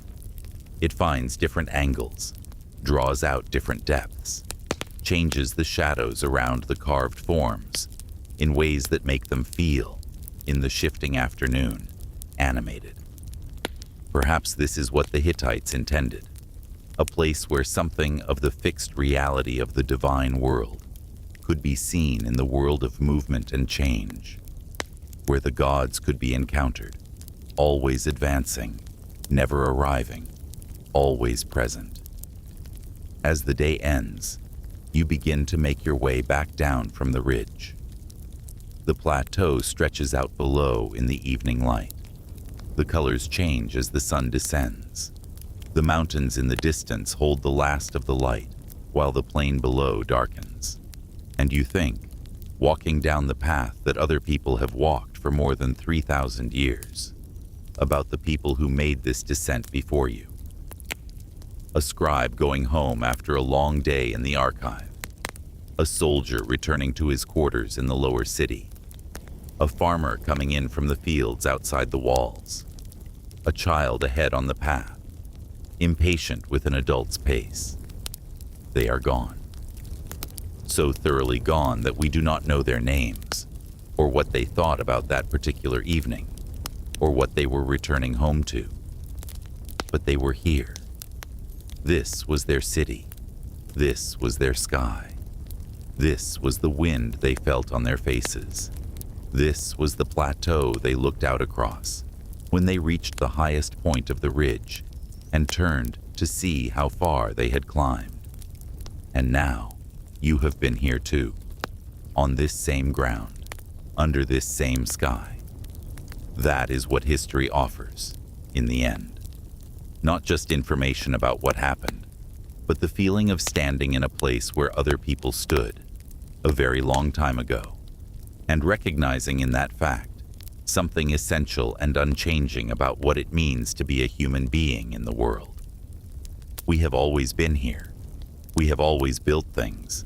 We have always raised children and made laws and argued with our neighbors and reached towards something we could only partly understand. The Hittites did all of that, in this place, on this plateau, under this sky. And now you know they were here. In Ankara, in the Museum of Anatolian Civilizations, which occupies a restored Ottoman-era building in the old part of the city, there is a room dedicated to the Hittites. If you visit, and if you have been to Hattusa, the objects in that room look different to you than they would otherwise. They are no longer just artifacts in cases. They are things from the city you walked through. The bronze figurines came from the ground you stood on. The pottery came from the kitchens and the storehouses of people whose homes you looked at from the outside, trying to imagine what was inside. The Sphinx Gate, two massive stone sphinxes that once flanked one of the city's gates, stand in the museum. They were removed from the site by German archaeologists and taken to Germany, where one of them remained for nearly a century before being returned to Turkey in 2011. The return of that Sphinx was a significant moment, not just as a practical matter of where an object is kept, but as a statement about who has the right to the past, about whether the things that civilizations leave behind belong to the people of the places where those civilizations flourished, or to the scholars and institutions that happened to excavate them. These questions do not have simple answers. The debate continues. But the Sphinx is back in Ankara. Both Sphinxes are together again, and the room that holds them is part of the ongoing work of understanding what the Hittites left behind. Not just the objects, but the meaning of the objects. The small ritual vessels, shaped like animals, used in ceremonies, whose specific nature we do not always understand. The cuneiform tablets, some of them still being translated, still yielding new information about a world that was lost for so long. The personal seals of officials and private individuals, used to authenticate documents, still carrying in their carved surfaces the specific identities of people who lived and worked and worried and hoped in Hattusa and across the Hittite world. Each object is a fragment of a life, an incomplete but real trace of something that existed. Standing in that museum room, looking at those objects, you understand something that is harder to feel when you are reading about the Hittites in a book or listening to a documentary. They were people, not a civilization in the abstract, not a name in a history textbook. People who made these things with their hands, who carried these objects with them, who used these vessels in their rituals and pressed these seals into their documents and lived the lives that these objects were part of. They are gone. But the things they made are still here. And the things they made are a kind of presence, a residue of their existence in the world. Not sufficient, not adequate to replace the knowledge of who they were, but real, touchable, evidence of life lived in a particular place and time. The stones of Hattusa, the tablets in the museum, the lions at the gate. They are all the same kind of evidence. The evidence that something was here, that something real occurred in this place, that the silence was once filled with living voices. And now, having heard something of what those voices said, you carry a little of that forward, into this night, into the rest of your life. The Hittites are no longer entirely forgotten. And now our journey through the Hittite world comes gently to its end. The plateau fades. The stone lions return to their long vigil. The carved procession at Yazilikaya continues its eternal advance toward a meeting that is always approaching and never quite arriving. Tonight, we have moved through a civilization that the world forgot entirely, through the mountains of Hattusa and the fires of its forges, through the words of its laws and the silence of its lost language, through a battle fought on a Syrian river and a treaty written on silver that now hangs in a building in New York, through ordinary households and extraordinary festivals, through the collapse of an entire world and the long darkness that followed, and through the ruins that wait, still, in the center of modern Turkey, carrying what they always carry: time. The Hittites are not as famous as the Romans or the Egyptians. They may never be. The accidents of survival and discovery have given them less of a place in the popular imagination. Their name does not carry the weight of the civilizations that left more dramatic monuments behind. But they were real. They were here. They built something extraordinary. And for 500 years, in ways both large and small, they shaped the world around them. Some of what they built has lasted longer than they could have hoped. The peace treaty on the walls of the United Nations, the principle, embedded in their laws, that harm should be repaired rather than simply punished. The iron in the ground, first worked in their forges.